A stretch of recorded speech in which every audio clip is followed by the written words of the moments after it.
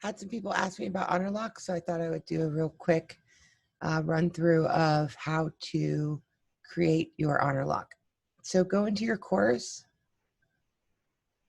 go into quizzes, go into more, click Honorlock, and you'll see for Unit 4 proctored exam, click Enable.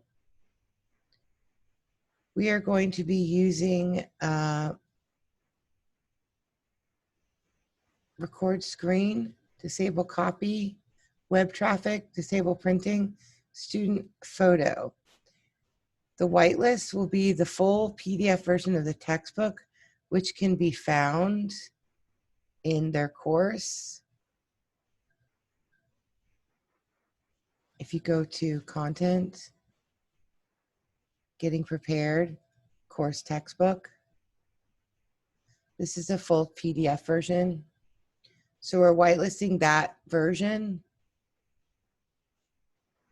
into the Honorlock. So students can use that website for their textbook. Open book.